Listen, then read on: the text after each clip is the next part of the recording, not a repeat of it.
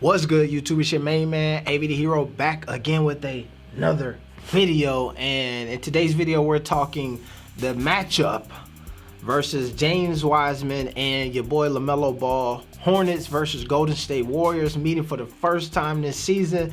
This is another one of those head-to-head matchups that my dog LaMelo is probably going to be having throughout his career that folks are going to continue to watch and talk about, because there will always be the question: did the Warriors make the right choice in drafting Wiseman over LaMelo? Only time will tell. Let's get into it. With my dude, AV the Hero. Well, we getting it down in the Golden State, baby. AV, way to get out on the lane. Way to get out on the lane. What do you thought about that, Jay? I like that. I told you, he's a hustler for it. Let's go. I'm out.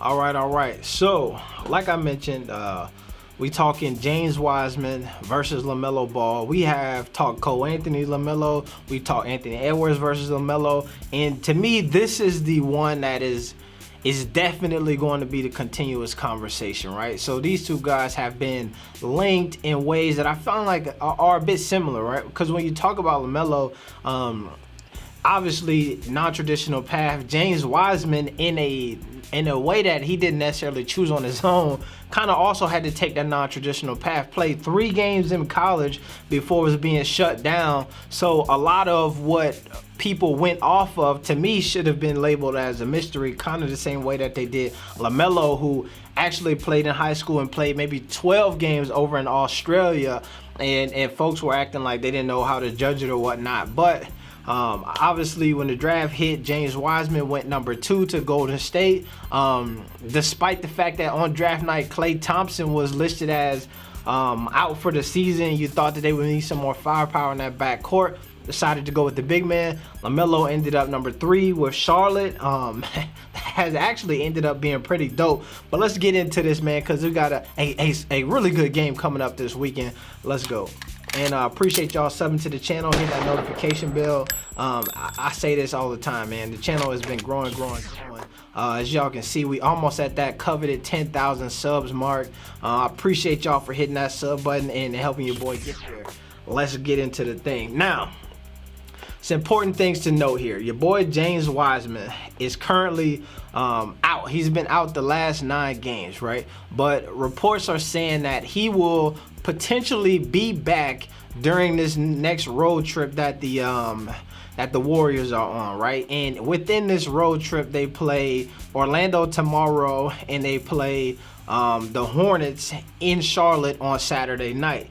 Now, he could potentially be back at that Saturday night game, but we don't know quite yet. What makes this important for me to still talk about, though, is that they play on Saturday night, right? But however, if James Wiseman does not come back and play on this road trip, next Friday, the Hornets are playing in Golden State. So this matchup will happen within the next week or so. It's just all in due time, all right? So one of the things that is so interesting to me as this year has gone on is folks have been putting these rookie rankings, right? And to most people, LaMelo Ball is a front runner for Rookie of the Year, right? And throughout this entire season has been that way. However, at some point during this season, James Wiseman was actually ranked above LaMelo Ball. And when you read the reasons why, we've talked about this on the channel before, but it snagged that top rung based on some contributions and the imagine this guy 5 years projections, which to me sound like whatever. But currently at this moment, your boy LaMelo is at that rightful spot as the #1 guy on the NBA's rookie ladder, and pretty much every other list as far as rookies go. Now, James Wiseman has slid off of this list or slid way down on most people's list because, like I said, he has missed the last 9 games. So we've seen guys like Anthony Edwards and your boy Tyrese Halliburton kind of creep up into that conversation. But your boy Melo has a strong hold on it. Now, One of the other cool things that we have to talk about is when it comes to 2K ratings with these two guys, right? So, your boy Melo right now is an 83 overall in 2K, which is pretty solid. I think they just bumped Terry Rozier to a 83 as well. So your boy has a pretty decent rating in 2K. James Wiseman is a 79, Anthony Edwards a 77, and the thing to understand with this is that at the beginning of the season, all three of these rookies who were in the top 3 started the season at a 77. So the folks over at 2K has said, yo, your boy Melo is hooping. We need to bump him up. 83 in 2K, that's solid. That's solid, especially as a rookie.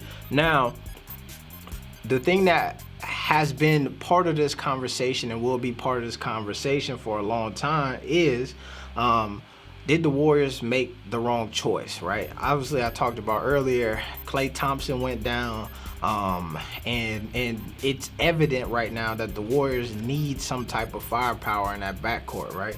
That they are not getting from the Kelly Oubres of the world. Your boy Andrew Wiggins is playing better than he's probably ever played, but the scoring that they need on the night in, night out basis is not been there. When you got a guy like Melo who is shooting some pretty good basketball right now, over the last since he's been a starter, you can see how that firepower would have helped them out. So like I said, that conversation is on everybody's mind, and we'll keep folks' eyes on this matchup for a long time to come. Now, what I want to do is take y'all way back and go to, and this is how funny this is when you think about it. When you go to recruiting, right? So Melo came out of Spire many moons ago, and when he was getting ranked, he was falling somehow all the way down to 23 overall. Number 23 on this list here. That's 24/7 Sports. ESPN had Melo coming out of high school ranked 21 overall, right? 5-star guy, 21 overall. We keep looking at these lists, rivals.com. Melo, I don't even see him on this list at all. Or maybe I had to pass him. Let me see. So you see the level of disrespect that my dog was getting coming out.